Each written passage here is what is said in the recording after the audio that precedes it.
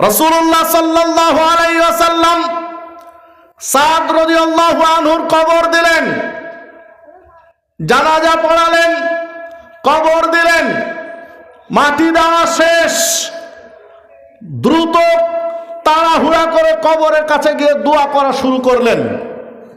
তাড়াহুড়া করে দোয়া শুরু করে দিলেন। মাটি দেওয়ার শেষ হওয়ার সাথে সাথে দোয়া করতে শুরু করলেন। সাহাবীরা ভাবলেন যে কি ব্যাপার, অস্থির হয়ে গেলেন কেন আজকে। যখন দোয়া করা শেষ করলেন তখন সাহাবীরা জিজ্ঞাসা করলেন, রাসূলুল্লাহ সাল্লাল্লাহু আলাইহি সাল্লাম, আজকে আপনাকে ব্যতিক্রম দেখলাম, যা কোনোদিন দেখিনি। সালাত শেষ করে কবর দিয়ে এত তাড়াহুড়া করতে দেখিনি আপনাকে দোয়ার জন্য, আজকে করলেন কারণ কি? তখন আল্লাহ রাসূল সাল্লাল্লাহু আলাইহি ওয়াসাল্লাম বললেন, দেখো সাদ একজন মর্যাদাবান সাহাবী। সাদের মর্যাদা আল্লাহর কাছে এত বেশি ছিল, যখন সাদের জান কবজ করা হয়, মালাকুল মাউত যখন জান কবজ করে, তখন সাদের মৃত্যুর সম্মানে আল্লাহর আরশ কেঁপে উঠেছিল। যখন সাদের জান কবজ করা হয়, আল্লাহ সাদের মৃত্যুকে সম্মান দিয়ে আসমানের দরজাগুলো খুলে দিয়েছিলেন। আসমানের দরজা খুলে দিয়েছিলেন তার জান কবজ করার সময়। আল্লাহর আরশ কেঁপে উঠেছিল তার জান কবজ করার সময়। রাসূলুল্লাহ সাল্লাল্লাহু আলাইহি ওয়াসাল্লাম বলেন, যখন সাদের জানাজায় দাঁড়ালাম, দেখলাম আল্লাহর নির্দেশে ৭০,০০০ ফেরেশতা সাদের জানাজায় অংশগ্রহণ করে ক্ষমা প্রার্থনা করছে।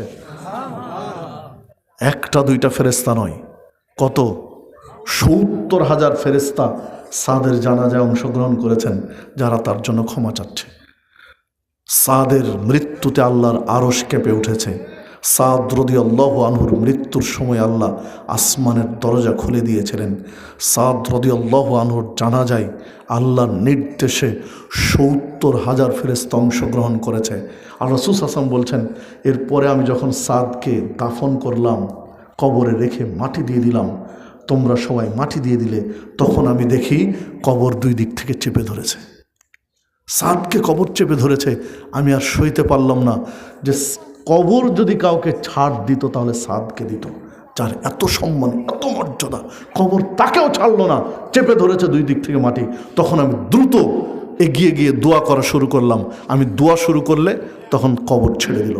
সম্মানিত উপস্থিতি, সাদ রাদিয়াল্লাহু আনহুর কবর কিন্তু সাদকে ছেড়ে দেয়নি। আপনাকে আমাকে ছেড়ে দিবে? কি এমন আমল আছে আপনার আমার? কি এমন নাকি আছে আপনার আমার? কি এমন মর্যাদা আছে আপনার আমার যে কবর থেকে নাজাত পেতে পারি? কি সম্মান আছে আপনার আমার যে কবর আপনাকে আমাকে মুক্তি দিবে? কবর দেখে আপনার আমার মৃত্যুর ভয় আসে না। জানাজায় যাই, কবর দেই, মাটি দেই, চলে আসি, শেষ, আর কোনো অনুভূতি জাগে না। যুবক, তুমি কবরে পাট দিয়ে চলে যাও, তোমার কানে ইয়ারফোন লাগানো আছে, তুমি গান শুনতে শুনতে কবর পাট দিয়ে চলে যাচ্ছ। ভাই, তুমি একটু ভাবো না যে কবরে কি হচ্ছে। রাসূলুল্লাহ সাল্লাল্লাহু আলাইহি ওয়াসাল্লাম বলেছেন, কবরে যখন আযাব হয়, কবরে প্রথম হাতুড়ি যখন মারা হয়, যে হাতুড়ি দিয়ে পিটানো হয়, এই হাতুড়ি পৃথিবীর সবচেয়ে বড় পাহাড়ে যদি মারা হতো, গোটা পাহাড় ধুলির সাথে মিশে যেত। এই হাতুড়ি দিয়ে যখন মারা হয়, যেই ব্যক্তিকে হাতুড়ি মারা হচ্ছে তার সর্বশক্তি দিয়ে চিৎকার করে ওঠে, তার সর্বোচ্চ শক্তি যেটা ব্যয় করে চিৎকার করে ওঠে। এই চিৎকার পূর্ব দিগন্ত থেকে পশ্চিম দিগন্ত পর্যন্ত সাকালাইন, মানুষ এবং জিন ব্যতীত যত প্রাণী আছে, সৃষ্টিকুল আছে, যত প্রাণী আছে, সমস্ত প্রাণী এই চিৎকার শুনতে পায়। আল্লাহ রাসূল সাল্লাল্লাহু আলাইহি ওয়াসাল্লাম বলছেন যে আমি ইচ্ছা করছিলাম যে আল্লাহর কাছে প্রার্থনা করব যেন মানুষকে, আমার উম্মতকে এই চিৎকার শোনার সুযোগ দেয় আল্লাহ। এই দোয়া করব আমি ভাবছিলাম। আমি যদি এই ভয় না করতাম, আল্লাহ রাসূল সাল্লাল্লাহু আলাইহি ওয়াসাল্লাম বলছেন, আমার যদি এই ভয় না হতো যে তোমরা কবরের চিৎকার শুনতে পেলে খাওয়া দাওয়া সব ছেড়ে দিবে, সব ছেড়ে দিয়ে কবর দেওয়া বন্ধ করে দিবে, যে কবরই দিব না। কবর দিলে যে চিৎকার আসে, কারণ সারা পৃথিবীতে সর্বক্ষণ কোথাও না কোথাও কারো কবর হচ্ছে। সারা বিশ্বে 24 ঘন্টা কোথাও না কোথাও কবর হচ্ছে। তো কবর দিয়ে সারাক্ষণ যে চিৎকার আসে, এই চিৎকার সইতে পারি না, সহ্য করা যায় না। বিধায় কবর দেওয়া বাদ, লাশ উপরে পড়ে পচে যাক, নষ্ট হয়ে যাক, দুর্গন্ধ ছাড়া কবর দিয়ে চিৎকার শুনতে পারবো না। এই ভয় যদি আমি না করতাম, তাহলে আমি আল্লাহর কাছে দোয়া করতাম যে আল্লাহ আমার উম্মতকে কবরের চিৎকার শোনার সুযোগ দিয়ে দাও। কিন্তু ওই ভয়ে তোমরা কবর দেওয়া ছেড়ে দিবে, এই ভয়ে আমি এটা দোয়া করিনি। এই হাদিস সহিহ মুসলিমের। আপনি চিন্তা করতে পারেন, কবরকে আপনার কিছুই মনে হচ্ছে না, কবরকে আপনার কিছুই মনে হচ্ছে না। গান শুনতে শুনতে কবরের পার দিয়ে চলে যাচ্ছেন। 31st নাইট পালন করবেন কোথায়? গোরস্থানের পাশেই।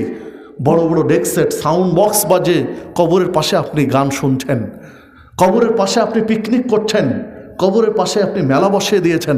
একটু আপনার চিনতে আসেনি যে কি হচ্ছে? যদি মানুষ শুধু বুঝতে পারতো কবরের ভিতরে কি হচ্ছে, কবরের ভিতরে কি হচ্ছে শুধু বুঝতে যদি পারতো, তো খাওয়া দাওয়া সব কিছু আপনি ভুলে যেতেন। কিসের খাওয়া দাওয়া, কিসের আনন্দ, কিসের দুনিয়া, কিসের আনন্দ, কিসের ফুর্তি, সব ভুলে যেতেন। মানুষ কবর নিয়ে ব্যস্ত হয়ে যেত। কিন্তু আপনি আমি বুঝি না, মূল্যায়ন করি না। সম্মানিত উপস্থিতি, কবরের জন্য আপনার আমার প্রস্তুতি দরকার। কবর কিভাবে পাড়ি দেব, এই প্রস্তুতি দরকার আপনার আমার। সম্মানিত উপস্থিতি, যে কথা বলছিলাম, আপনার আমার চিন্তা চেতনা হওয়া দরকার আখিরাতমুখী, দুনিয়ামুখী নয়। যেন আখিরাত ঠিক থাকে, আখিরাত ঠিক রেখে দুনিয়ায় চলাফেরা, দুনিয়ায় উঠা বসা, দুনিয়ায় কাজ কাম, দুনিয়ায় চাকরি বাকরি, দুনিয়ায় ব্যবসা বাণিজ্য, এই চিন্তা নিয়ে আপনার আমার আগানো উচিত, যেন আখিরাতে মুক্তি পাওয়া যায়। কবরে মৌলিক 3টি প্রশ্ন করা হবে, 3টি প্রশ্ন উত্তর দিলে 4টি প্রশ্ন করা হবে। রব কে, আল্লাহ, দিন কি, ইসলাম, ইনি কে, যাকে পাঠানো হয়েছিল, ইনি হচ্ছেন রাসূল সাল্লাল্লাহু আলাইহি সাল্লাম। জিজ্ঞাসা করবে এটা জানলে কিভাবে? তখন বলবেন আমি করতু কিতাব আল্লাহ, আল্লাহর কিতাব পড়েছি, ও আমান্তু ঈমান এনেছি, ও সদ্দাক্তু এবং সত্যায়ন করেছি। এই 4টা প্রশ্ন করা হবে। এই হাদিসে বোঝা যায় যারা কোরআন মাজিদ তেলাওয়াত করা জানেন, যারা কোরআন মাজিদ তেলাওয়াত করেন, তাদের জন্য কবরের প্রশ্নের উত্তর দেওয়া সহজ। যারা কোরআন তেলাওয়াত করেন না, করতেও জানেন না, তাদের জন্য কবরের প্রশ্নের উত্তর দেওয়া কঠিন। সবার তো মুখস্থ, সবার মুখস্থ না, সবাই জানি রব কি, দিন কি, সবাই জানি। তো জানলেই কি হবে? প্রশ্ন উত্তর সবই তো ফাঁসে আছে। সম্মানিত উপস্থিতি, যে কথা বলছিলাম, যে দেখুন, যারা কোরআন তেলাওয়াত করি মুখস্থ করে যদি উত্তর দেওয়া যেত, তাহলে তো সবাই পারতাম। এই বৈঠকে এমন কেউ নেই যারা এই উত্তরগুলো পারবেন না, সবার জানা আছে। অনেক অমুসলিমও এগুলো বলতে পারে, অনেক অমুসলিমও বলতে পারে এসব উত্তর। আমি নিজেও একটা মাদ্রাসা পরিচালনা করি রাজশাহীতে, ইয়াসিন আলী সালাফি কমপ্লেক্স। এর ম্যাথর নিয়োগ দেওয়ার জন্য 2-1জন ম্যাথর এসেছিল যারা মুসলিম নয়, কারণ এই সেক্টরে তো মুসলিমদেরকে পাওয়া যায় না।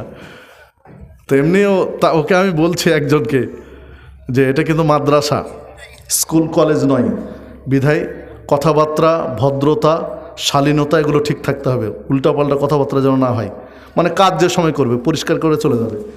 তখন বলছে যে হুজুর আমরা সব বুঝি, আলহামদুলিল্লাহ রব্বিল আলামিন আর রহমানির রহিম মালিকে ইয়াউমিদ্দিন বলতিছে। বিসমিল্লাহ বলে শুরু করতে হবে, শেষে আলহামদুলিল্লাহ বলতে হবে, একদম সহজভাবে বলতেছে। লা ইলাহা ইল্লাল্লাহ একদম আমার সামনে বলছে ওই লোকটা। সম্মানিত উপস্থিতি, তো এই মুখস্থ তো অনেকেরই আছে। এই মুখস্থ দিয়ে কি হবে? কোরআন মাজিদ যে তেলাওয়াত করে, তেলাওয়াত করতে জানে, করে, আমল করে, সে ব্যক্তির জন্য কবরের প্রশ্ন উত্তর দেওয়া সহজ। না হলে তো ওই লোকটাও তো পারবে, ওরও তো মুখস্থ আছে। সম্মানিত উপস্থিতি, যে কথা বলছিলাম, আপনাকে আমাকে আখিরাতমুখী জীবন গঠন করতে হবে। রাসূলুল্লাহ সাল্লাল্লাহু আলাইহি সাল্লাম বলেছেন, মান জাআলাল হুমুমা হাম্মান ওয়াহিদান হাম্মা আখিরাতিহি কাফাহুল্লাহু হাম্মা দুনিয়াহু। কোন ব্যক্তির সমস্ত চিন্তা যদি এক কেন্দ্রিক করতে পারে, মান জাআলাল হুমুমা হাম্মান ওয়াহিদান, তার সকল চিন্তা যদি এক চিন্তায় আনতে পারে, সেটা কি? হাম্মা আখিরাতিহি, আখেরাতমুখী চিন্তা, তার উঠা বসা চলাফেরা সব কিছুতেও যদি আখেরাতমুখী চিন্তা আনতে পারে, তাহলে আল্লাহ দুনিয়াতে তার জন্য যথেষ্ট হয়ে যান। দুনিয়ায় যা দরকার আল্লাহ তাই দিবেন। সম্মানিত উপস্থিতি, বিধায় আপনারা